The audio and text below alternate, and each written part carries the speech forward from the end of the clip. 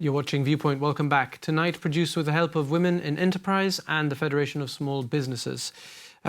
We touched upon it in part one, but we've seen plenty of women on the COVID front line as healthcare workers, caregivers, innovators, and community organisers. Do you want to say anything about that? Because Gibraltar has been praised in many respects for example, its successful rollout of the vaccines. Yes, I would agree, and a huge achievement all round, and all the more proud because the majority of these were women. But this is an interesting point, Jonathan, because all along we've been talking about statistics, about culture, about even though women are predominantly represented in certain professions, or they will pull out the stops, because I think that we do have to make an extra effort to just progress and get noticed. I wonder that if data analysis were done on these healthcare workers, on their status within the GHA, perhaps on their pay scale, perhaps on their career progression, perhaps on, that would be interesting to say, because this is a wonderful group of mostly women workers. But how will they progress then? What is their status? Will they remain there with this moment of glory, but perhaps not break through into a higher level within their profession as medical practitioners and caregivers? So I think that is the important point to make. And that's the point, I think, the cultural one that we made at the beginning. We celebrate women every year, and we don't do it just as a, patting our backs or each other's backs. It's asking the question, if we constantly praise women and commemorate and celebrate, why are we still in the same position? So I think that for this to be meaningful in a way, we have to understand that they will also be elevated and rise with this commendation that they've received, and not just stay there once a commendation has been given, which is what happens to many other women.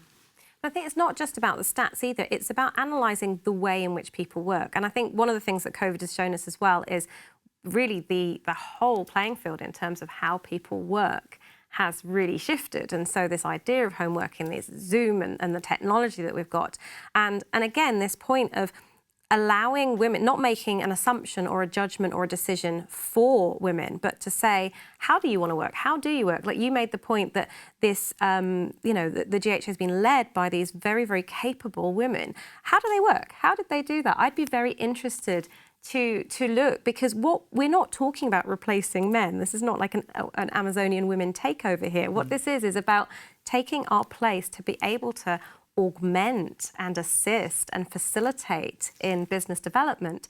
And I think different genders work in different ways, different people work in different ways. And it's the concept that the late Judge Ruth Bader Ginsburg had, which is if you only have one type of person making a decision from one kind of, cut from the same mold, were her words, you're not going to get diversity, you're not going to get change, you're not going to get development, you're not going to get progression. So put different people into the mix, watch how they work, and pull from that information how to then take your company culture and or your government or your society to progression and to development. And Lord knows we're going to need it after COVID, because we're all going to need a huge economic boost, and we need to be innovative in that. We can't just sort of, stand cap in hand and say, come on, government, you need to give us some more money. Business owners need to be innovative and decisive and really, really change their thinking. And that's really the opportunity to look around your personnel and see who you've got there, who's dynamic, who's managing things, who's multitasking, who's really good at making quick decisions. And you'll tend to find that that's women, because that's our reality. Okay, and we've got a question from Angela, who wants to ask about a sort of flip side to COVID, to the COVID story for Gibraltar.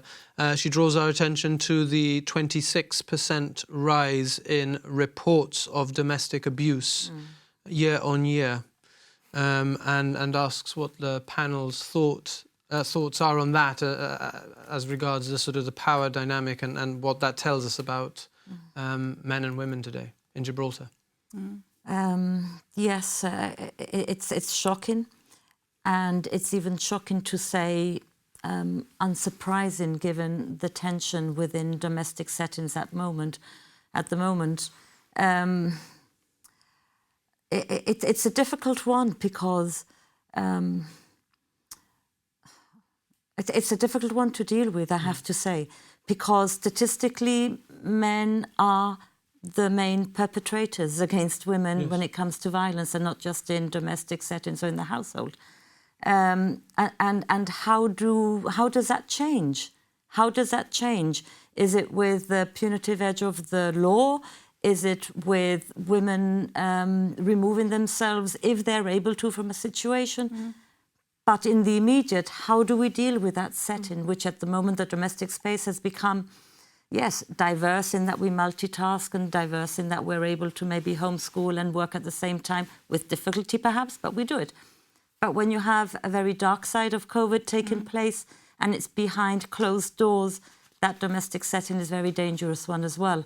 That needs more attention, and it needs to come from agencies that are dealing with this. Yes, Catherine, please. I was just going to add to what Jennifer said. I think the RGP are doing a great job. They have officers with specific training in dealing with domestic violence situations, and you can see from the information that they put out every day that they do intervene quite quickly.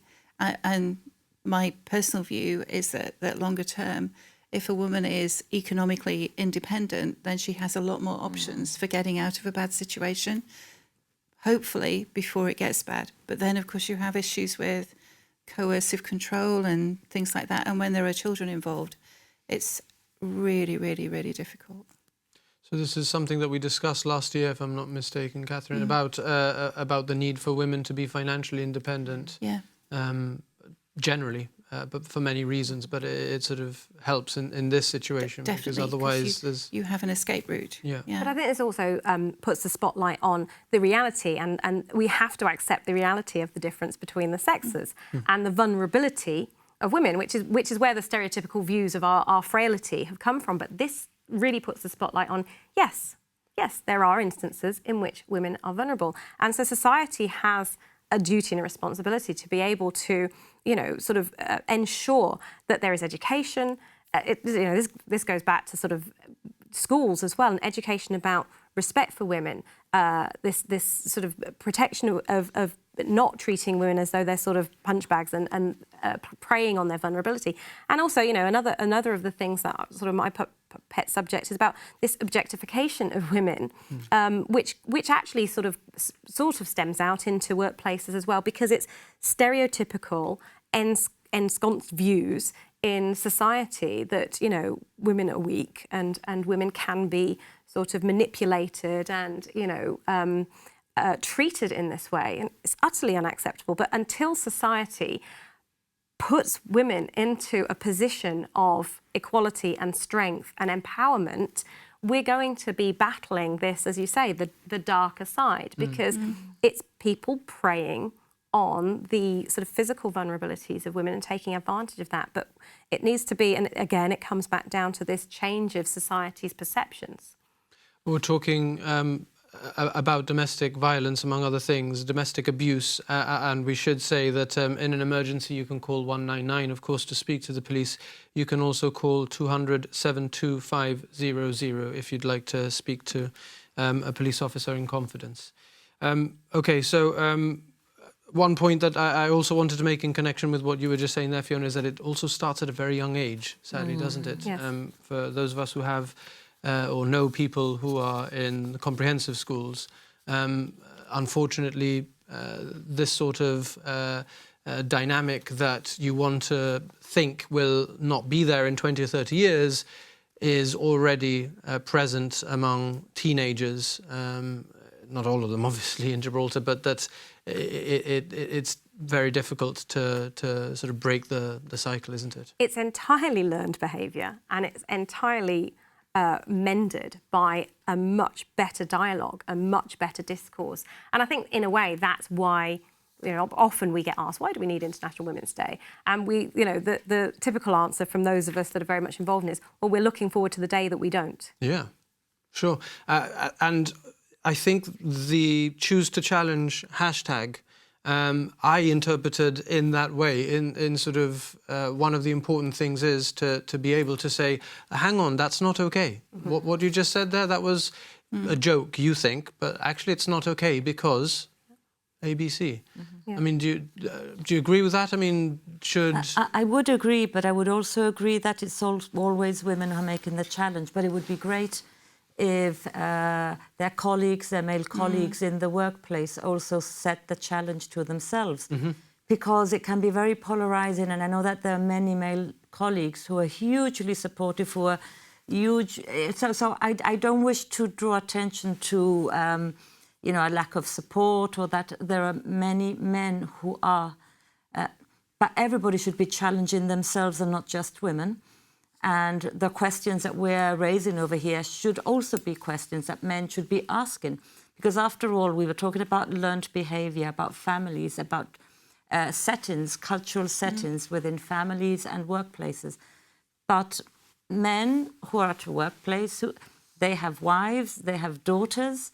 So what's happening to us now will be happening to a younger generation. So change will be good, because it will be benefiting all those that come after, all those daughters, granddaughters that are going to be coming up through into the workplace and expecting a better deal.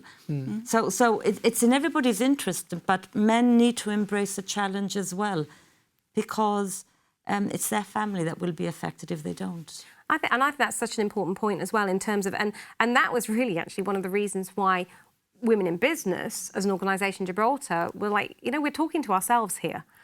So we really need to sort of join forces with an organisation in which we can discuss and work with our male colleagues to get their support, and to then get them supporting us with a message going out there. And the GFSB, you know, were really supportive and inclusive in that regard. And we've developed very good relationships, and we can see and play to our strengths. But this point about we need our male colleagues, and there are so many fantastic male advocates out there for women's rights, particularly in Gibraltar. Actually, we get a lot of support from you know, men in the community, just who are as baffled as we are.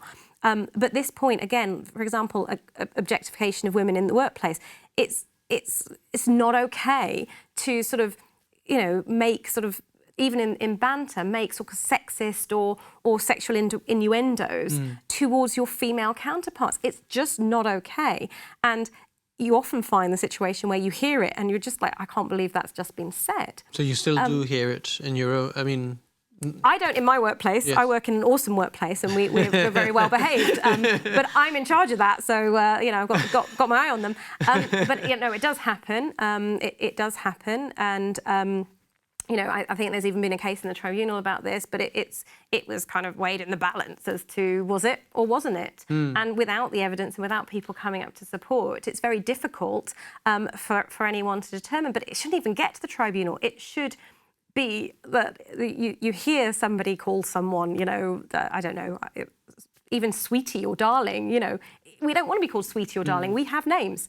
And it's not banter and it's not cute. It's we were talking about how that's actually just sort of almost putting us in a little box. Diminutive. It's you know, and it's that kind of thing. It's that sort of, everyone needs to talk up and say, you know, don't speak to people like that. We're in 2021. We know how to behave professionally, and let's be respectful to one another. In particular, because if everything was equal, and you know, there wasn't a pay gap and there wasn't inequality, well, then maybe it wouldn't be that sort of hurtful or that much of an issue. I don't know. I'm putting it out there, but it almost sort of when somebody thinks that a casually sexist joke is, you know, shouldn't be that big a deal. It's sort of you can't pretend that there isn't this bigger picture. Well, my point is on this is, and I talk about this a lot because of the work I do, and my point on this is, if you're in the joke and you've got as much of a sense of humour to you know, play on words with your colleagues, go for it. We're not talking about being humourless here. But if it's one of those kind of, somebody says it and there's, you know, a tumbleweed and crickets chirping, you know, it's wrong. It's just that sort of, that is inappropriate. And you know, you do get this sort of sense of political correctness gone wild, and oh, we're just joking, and but no, we're not taking the humour out of life. Yeah, We're okay, saying so get it right. Put your lawyer's hat on then. If somebody is watching this and thinking like, you know what, I'm kind of fed up with the kind of terms that that are being used with me at work. When is it, when is the right time to approach an employment lawyer, or what action should they take? I mean, more generally. I wouldn't necessarily go straight to an employment lawyer. I would go into your sort of working environment and support. And if it's, as Jennifer's saying, you can't always necessarily address that person for whatever reason, but I would certainly raise it in your organisation with HR, or, say, I keep being spoken to in this way, and maybe I'm being paranoid about it, but I find it uncomfortable. It's making me feel like I don't really want to, I'm not valued in work, or I'm, being diminished in some way. And I would like you, because the employer has a responsibility to make it stop. And I would actually say, if you're feeling unnerved about it, speak up. Always speak up and speak to somebody about it. I mean, you don't necessarily have to go to an employment lawyer. You don't necessarily have to sue somebody for it. You just need to have a dialogue and a discourse about why you're feeling uncomfortable, and a good supportive environment will offer you encouragement and support in that. Take the feedback and reflect. And And I was going to add to that. I mean, you're completely right. Don't lawyer up straight away.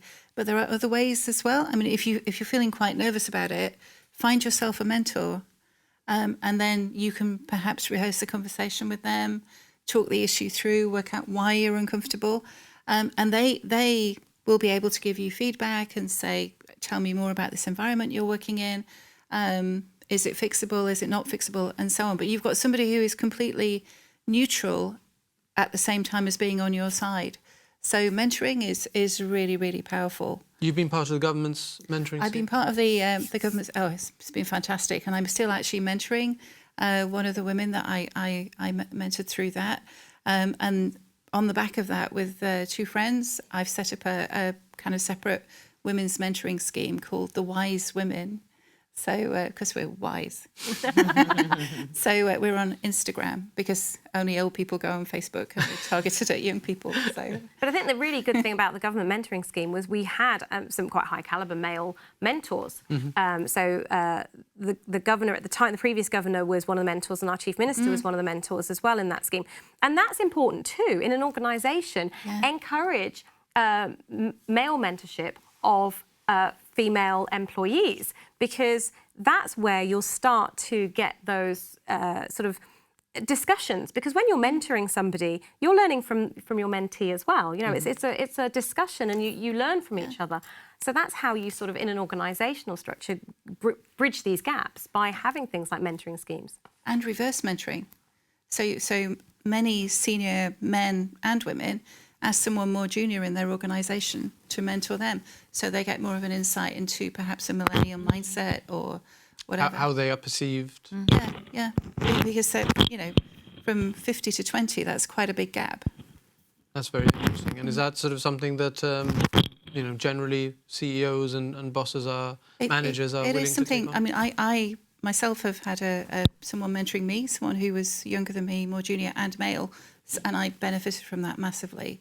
So, it's not atypical. You have to be open to sort of criticism and the idea that people think differently. And well, that's why you're doing it, yeah. Absolutely. Mentoring isn't necessarily grow. It's not necessarily about criticism. It's about dialogue and a critique or yeah. It's sort of a feedback. Yeah, feedback. Yeah, sure. And all feedback is a gift. So. Yeah. But it also places you in a good position, because your mentor may be able to further or resolve problems, and vice versa, because you also bring something to the table. Yeah. And that's a way to diffuse the question of how do I broach the issue?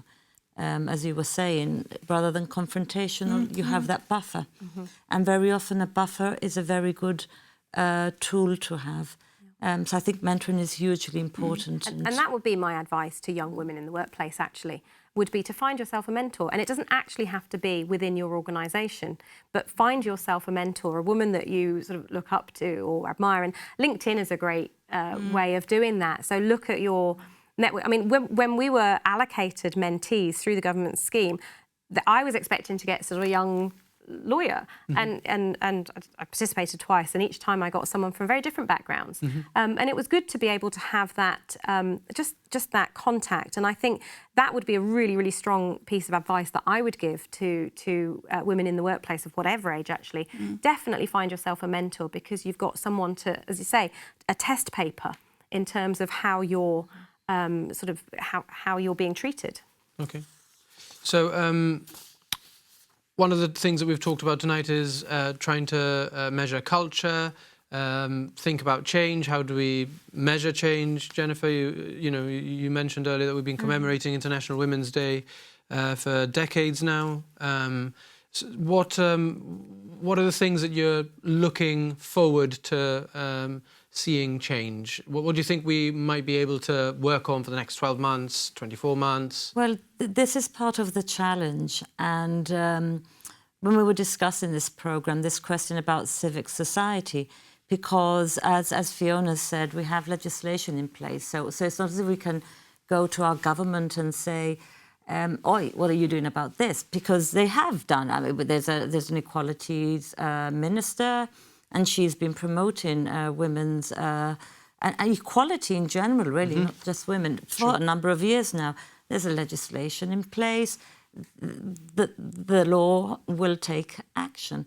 However, where we can see, I think, the challenge is civic society in ourselves. So yes, we can go to the law. Yes, we can lawyer up, as you said. But should we? Should we not actually look inside ourselves and think about this? Think about, do we want our world to be like this? Do we want our society to be like this? Why can't we just talk about it, see where the stresses lie, understand why they've happened and how we can make it better? And Fiona, when you mentioned earlier the question about how from the women in business, we then became a chapter under GFSB, Women in Enterprise. But part of this was because we understood that as a single-sex organisation, we were not reflecting the equality that we were reaching out towards, that we wanted. And therefore, we would be disingenuous in suggesting, hey, we want equality because we're women and we're powerful and we're great. I mean, what does that mean at the end of the day? But we wanted to be meaningful in that our quest towards equality was something that we reflected us as an organisation and us as a group. And this is why we made inroads with GFSB, because they also wanted to reflect equality. And wonderful having such a receptive setting. But why don't we all look at each other in our organisations, within society, and ask ourselves that question, what can we do? And I think that's a challenge that I would say, what can we do? We're all, I think, regular, Gibraltarians, we're intelligent enough. But if we can figure this out and ask these questions, let's reach out. What will it take for us to be able to have a more equal society? What will it take for us to be able to offer our children a more equal society still? Because this is not just about us. And the statistics is usually important, because whenever we talk amongst ourselves or have these sorts of programs, we worry about sounding too anecdotal. And this is what a group of women talking about having women's stuff, having a chat. Is this really important? After all, I don't know what people think. But what I can say is that we're aware that in the absence of evidence, as an academic, I can't write anything without having 100 footnotes accompanying just, a couple of paragraphs. Without the evidence, without the source material, we can tend to sound ever so slightly anecdotal. And it's not because we don't reach out, we don't talk to people. We talk to people all the time. And we have collected evidence. But we need, this is your area, Catherine. We need the statistics to prove it, so that then civic society can say, goodness gracious, yes, this is true.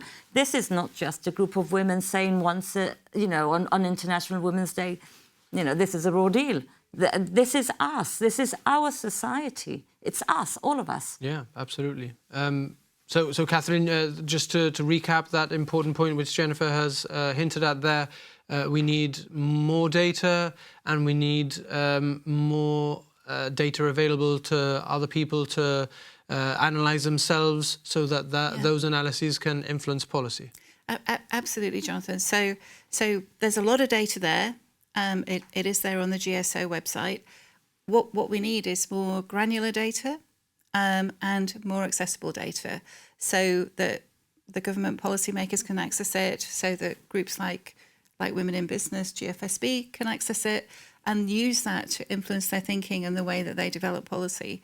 Because, I mean, as Jennifer said, you may hear 10 anecdotes and that gives you a picture of the way society is working.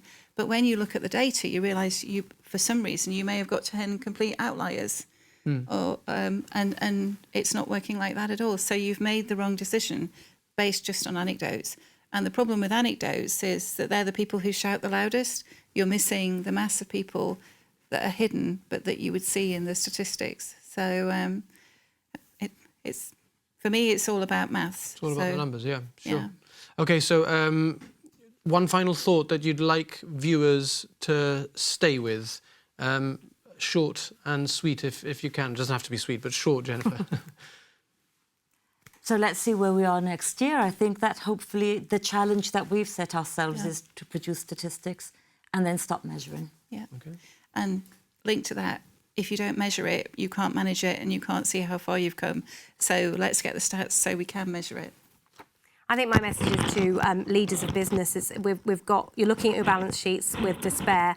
Now look at your resources and look at the staffing that you've got, particularly with your women, and see how they're going to innovate and bolster your business. Don't lose them. Don't make them redundant. Don't lose them. They're flexible. They're hardworking. They're multitasking. Look to your female workforce because they're going to get you through this financial crisis.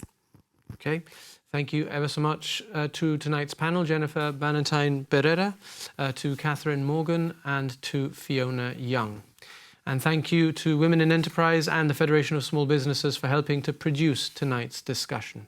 Next week, we recap a year of the COVID-19 pandemic in the news. But for now, from the whole team, thanks for watching and good night.